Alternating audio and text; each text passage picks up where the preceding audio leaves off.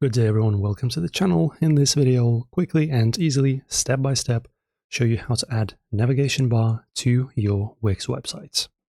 So guys, in order to do this, just navigate to the plus, which is going to be add elements menu. After that, you go to menu and anchor.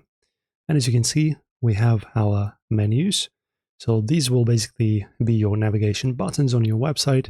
So when the person goes to your website, they can just click on the certain button.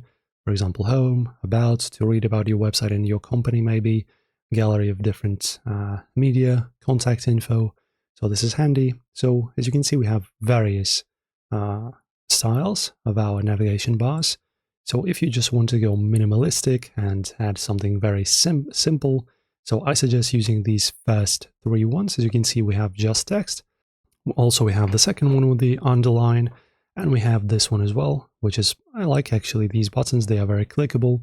If you have a more vivid website with more colors, and if you want more colors even on your nav bar, you can add some of these.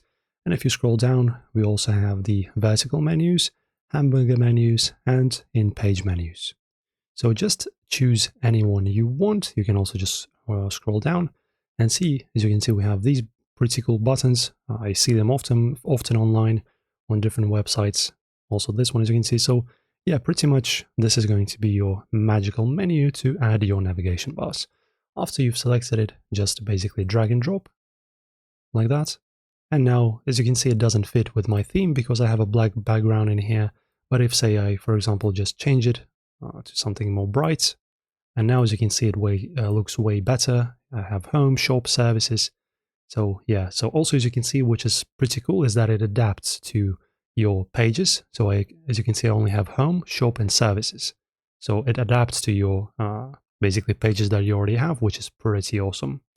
So enjoy guys, if this helped, don't forget to like the video, subscribe to the channel, and to leave a comment, and I will see you in the next one.